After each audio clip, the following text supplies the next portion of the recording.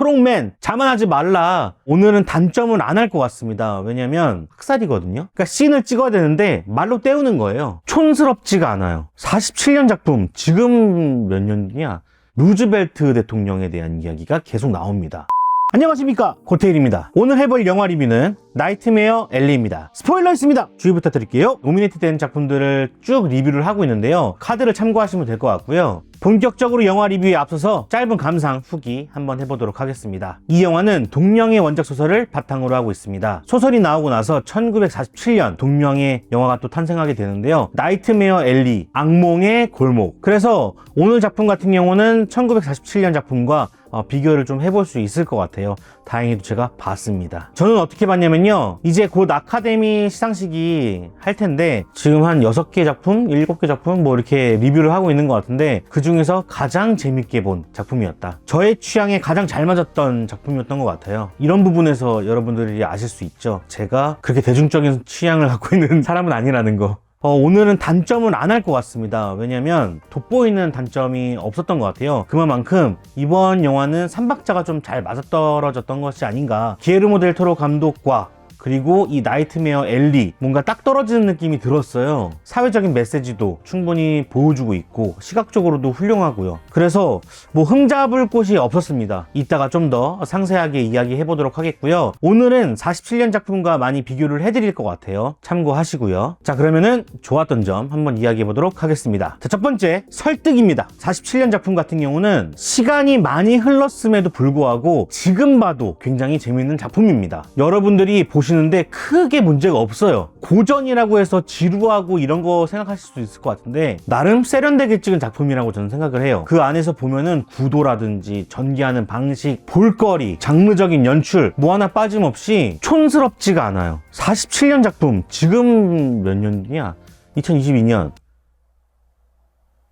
어쨌든 하지만 아무래도 시간이 많이 지난 만큼 물리적인 한계는 보입니다. 이게 현 시점에서 보면은 영상 언어도 그때는 발달하지 못했고 기술력도 부족했기 때문에 많은 상황들을 묘사를 했었어야 되는데 이것들을 대사로 처리하는 부분이 보입니다. 그러니까 씬을 찍어야 되는데 말로 때우는 거예요. 그런데 이번 영화가 말로 때우는 부분들, 공백 부분들을 좀 메꿔주는 역할을 했다고 해야 될까요? 울퉁불퉁하게 되어 있던 영화라고 했을 때 그런 사이사이를 메워주는, 매끄럽게 만들어주는 그런 영화였다고 생각을 합니다. 47년 작품과 현지 작품은 큰 줄기는 거의 똑같다고 보시면 돼요. 이 사이사이 메꿔준 장면들이 뭐가 있었냐, 제가 설명을 좀 드릴게요. 가장 눈에 띄는 부분은 스탠의 과거, 동기부여일 것 같아요. 47년 작품에서는 스탠이 어떤 과거가 있었는지, 스탠이 어떤 생활을 해왔는지에 대해서 전혀 이야기가 있지 않습니다.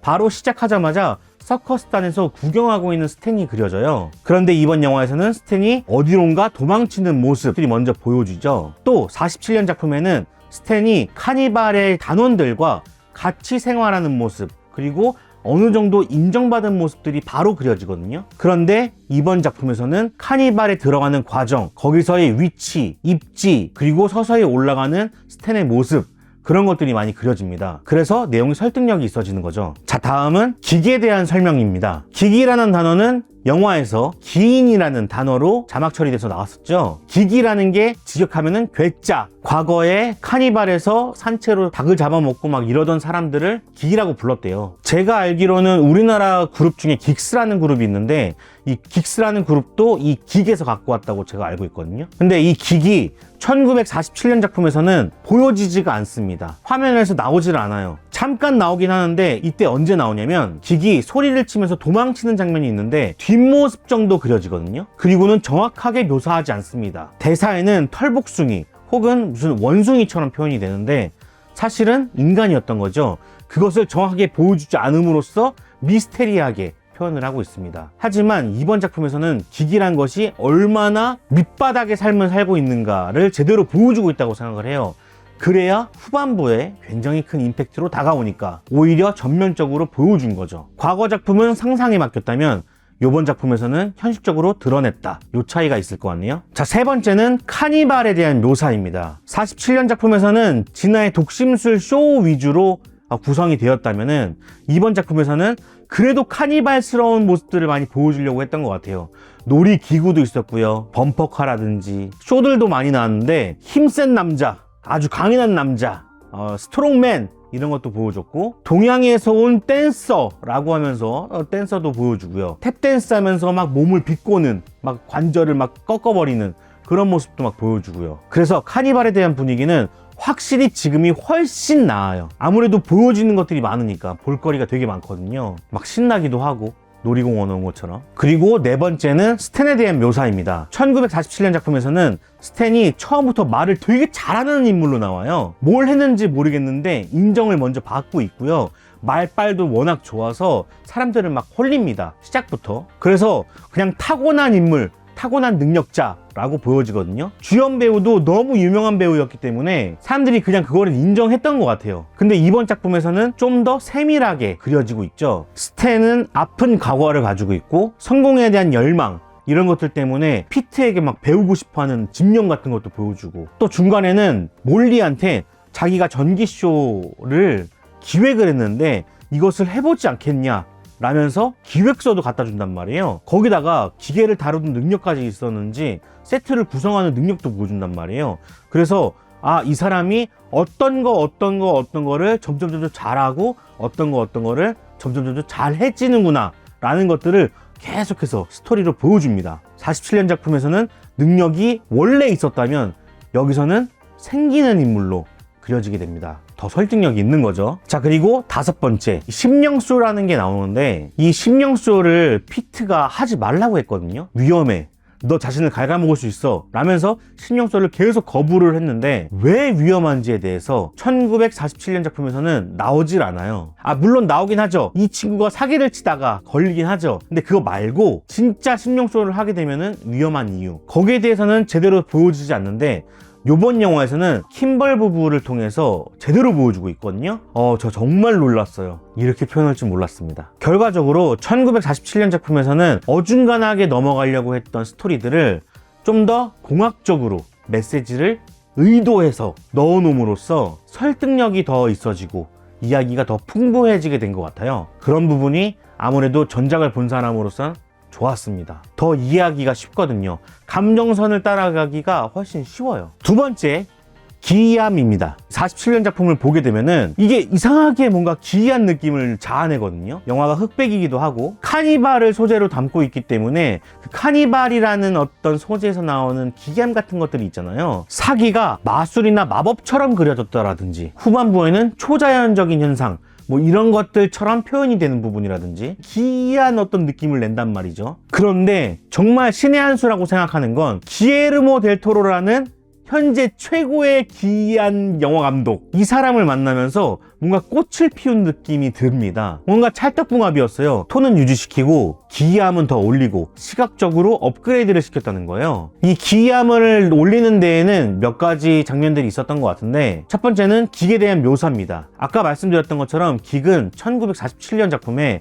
나오질 않아요. 근데 이번 작품에서는 적극적으로 활용을 하고 있기 때문에 상당히 잔인한 장면도 나옵니다. 닭을 산채로 뜯어먹는 장면이 나오죠. 잔인함을 정면적으로 드러내는 일, 그것이 바로 기이함의 원천이었다. 또 기이한 장면을 만들어냈던 두 번째 장면은 유령의 집이었던 것 같아요. 이게 초반부에 배치가 되다 보니까 확실히 효과가 있었거든요. 놀이공원 가면은 다들 좋아하잖아요. 뭔가 마음이 들뜨고 환상의 나라 같은 그런 느낌을 받을 수 있는데, 유령의 집 같은 경우는 그거에 반대거든요. 개념이 환상의 나라인데 저편에 어둠이 있는 거야.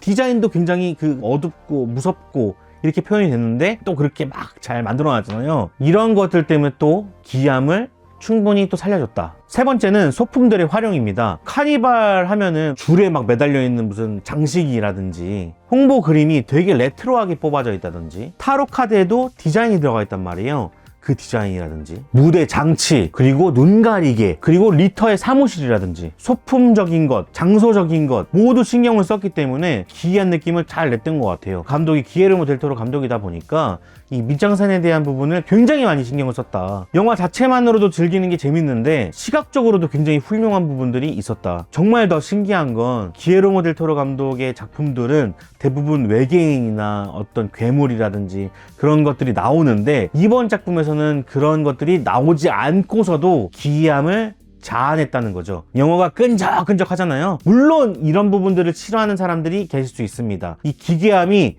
너무 질린다, 기회를 델토로 하는 거 똑같지 않느냐, 이런 분들도 있으실 것 같아요. 하지만 그런 분위기를 또 모든 감독들이 내는 건 아니기 때문에 좀 희소성이 있다, 저는 이렇게 생각해서 좋게 느껴졌습니다. 영화가 끈적끈적 하잖아요. 세 번째, 메시지입니다. 이 영화가 정말 재밌는 건 여러 가지 이야기들이 의도적으로 배치됐는데 그 배치된 것들이 굉장히 조화를 잘 이루고 있다는 거예요. 두 가지 정도의 장치가 섞여 있는데요. 기묘했던 47년 영화가 기괴한 감독의 기에르모 델 토로 감독이 만나서 새로운 기괴함을 만들어낸 것처럼 어떤 순환고리를 띄고 있거든요. 이 순환고리를 영화 안에서 차용을 하고 있습니다. 이게 하나 있을 수 있을 것 같고요. 두 번째 같은 경우는 정반대의 개념을 처절하게 아주 싸움을 시킨다는 거예요. 그리고 어떤 대상을 상징화하는 것, 그런 것들로 재미를 주고 있습니다. 먼저 순환고리부터 해볼게요. 이 순환을 쓰고 있는 건 위대한 스탠 그리고 기기입니다. 둘은 정반대의 개념인 것 같은데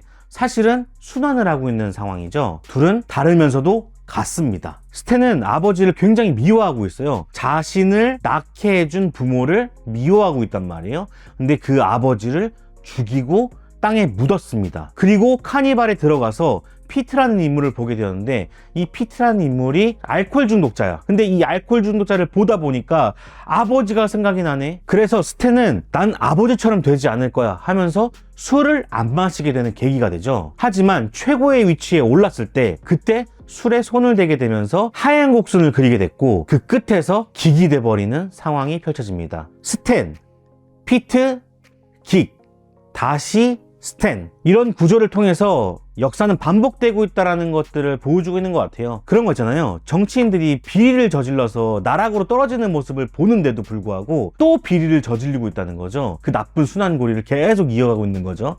그런 거랑 비슷한 거라고 생각하시면 될 것 같습니다. 인간의 욕심은 끝이 없고 같은 실수를 반복한다, 이런 것들을 보여주는 어떤 구조였다고 생각을 해요. 이것의 일종이었던 연출이 있었다고 생각을 하는데 그것이 바로 에녹이라는 것입니다. 어떤 병 안에 아기 시체가 들어있죠.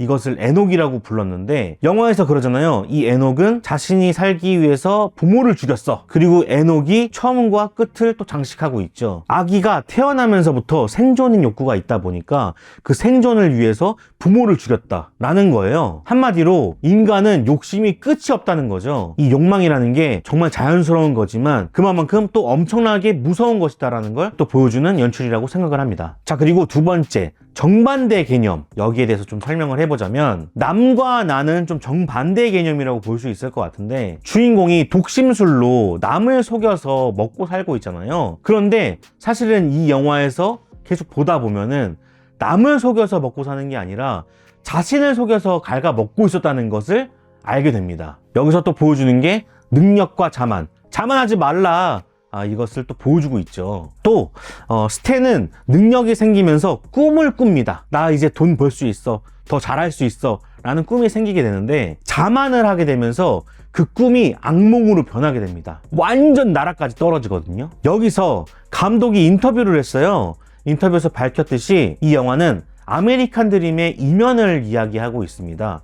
그러니까 아메리칸 드림, 꿈과 아메리칸 나이트메어, 악몽을 대비시키고 있는 거죠. 이민자들이 미국으로 넘어오면서 꿈을 꿉니다. 나 여기서 열심히 하면은 아메리칸 드림을 할 수 있어, 꿈을 꿀 수 있어 라고 하는데 사실상 시궁창으로 악몽으로 가고 있는 사람들이 많다는 거죠. 물론 많은 문제들이 있겠습니다만 그런 아메리칸 드림에 대한 이면을 표현을 하고 있어요. 자, 이런 걸로 비춰보았을 때 47년 작품에는 없는 장면들을 왜 이번 작품에 넣었는지 조금은 알 것 같다, 의문이 좀 풀리더라고요. 세 가지가 좀 영화 보면서 의문이었는데 첫 번째는 아버지가 출연한 거였어요. 아버지가 47년 작품에는 없었는데 이번 작품에는 있었단 말이에요. 두 번째 같은 경우는 계속해서 라디오 방송이 나오거든요. 루즈벨트 대통령에 대한 이야기가 계속 나옵니다. 자, 세 번째, 에즈라가 어떤 고백을 하게 되는데 이 에즈라의 고백이 무엇을 뜻하는 것일까? 요 세 개의 의문이 영화를 볼 때는 잘 몰랐었는데 딱 끝나고 나니까 그거구나 라는 생각이 들더라고요. 일단 첫 번째, 아버지의 출연. 시작하자마자 스탠이 아버지를 죽여서 시체를 끙끙대면서 땅에 묻습니다. 그리고 난 다음에 방화를 저지르죠. 이 장면이 뭘까? 물론 뒤에 내용이 있고 스토리도 있지만 그래도 이 장면이 의미하는 바는 뭘까? 왜 첫 장면에 이것을 배치했나? 를 생각해 봤는데 아마도 이 이민자들이 원래 살고 있던 곳, 원래 살고 있던 주인을 죽이는 원주민 대학살을 표현한 것이 아닐까 생각을 해봐요. 영화의 초입 부분이기도 하고 어떻게 보면 미국의 아메리칸 드림에 대한 이야기를 했다면 아메리칸의 처음 초기 모습을 보여주려고 했던 것이 아닐까 생각을 해본 거죠. 그곳에 살고 있는 사람은 아버지가 맞아요. 이것이 원주민, 인디언으로 대체되는 것 같고 죽여서 묻었다. 아마도 원주민 대학살과 굉장히 닮아있다. 그래서 맨 처음에 배치했던 것이 아닐까 생각을 해보고요. 자, 그리고 라디오에서 흘러났던 루즈벨트 이야기. 루즈벨트 대통령은 제2차 세계대전을 겪은 사람이죠. 그렇다 보니까 이 전쟁에 대한 이야기를 계속 하고 있는 것 같더라고요. 미국이 제2차 세계대전을 겪으면서 강대국으로 변모하거든요. 아마 이것을 이야기한 것 같고, 그리고 세 번째, 에즈라의 고백. 에즈라가 유령을 만나야 되는 상황이 왔는데 거기서 고백을 해버리죠. 사실 내가 그 사람을 사랑하긴 했는데 그 사랑하는 사람들이 한 13명 정도 더 있었던 것 같아. 맞겠죠? 근데 그 사람들을 다 죽였어 라는 얘기를 합니다. 13명을 죽였으면 학살이거든요. 전 여기서 이 사람의 모습, 이 사람이 스탠을 취조하는 모습에서 독일 히틀러구나. 제2차 세계대전을 이야기하는 것이 맞구나. 이건 미국을 비꼰 거구나. 여기서 확실시를 해버렸어요. 그러니까 이 영화 전체적으로는 흥망성쇠를 다루고 있기도 하고요. 그리고 순환구조, 역사는 반복된다. 그리고 미국의 역사, 미국이 어떻게 살아왔는가, 어떻게 눈 가리고 아웅을 했는가, 이런 여러 가지 메시지들이 전 담겨 있다고 생각을 합니다. 이 세 개의 여러 가지 메시지가 혼잡되어 있는데 또 잘 정리되면서 조화롭게 이루어지는 것 같아서 전 재밌게 보게 되더라고요. 저는 가장 부러웠던 능력이 돈이 되는 걸 바로 캐치하는 어떤 선구안 같은 거, 그런 능력이 참 부럽더라고요.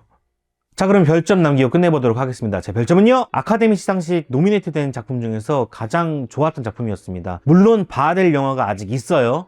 그래서 다 얘기할 수 없지만 의미적인 면이라든지 아니면 고전을 살린 부분, 배우들의 연기, 그리고 감독의 연출, 정말 삼박자가 맞아떨어진 작품이라고 생각을 해서 저는 4점에서 4.5점인데요 4점 드리도록 하겠습니다. 작년에 아카데미 시상식 노미네이트에 올랐던 더 파더, 노매드랜드에 비해서는 조금 부족했던 것 같아요. 그렇다고 해서 단점이 뚜렷한 건 아니고요. 그래서 4점을 주게 되었습니다. 상대평가니까요. 네. 나름대로 규칙을 지키고 있습니다. 아카데미 작품들 계속해서 리뷰해보고 있으니까요. 여러분들 많이 기대해 주시고요. 카드를 통해서 여러분들 확인하시면 되겠습니다. 제가 여러분들을 위해서 또 책을 귀로 들을 수 있는 어떤 쿠폰을 얻어놨으니까요. 여러분들 한번 확인해 보시고요. 가입하셔서 해서광고테일 치시면 될 것 같습니다. 아니면 요 링크로 들어가셔도 될 것 같아요. 여러분들 많이 이용해 주시고요. 저는 다음에 또 찾아뵙도록 하겠습니다. 그럼 안녕히 계세요. 요 영상 준비되어 있고요. 요 영상 준비되어 있습니다. 여러분들 많이 봐주시고요. 제 채널은 멤버십 가입자분들이 만들어주고 계십니다. 여러분들 항상 감사하고요.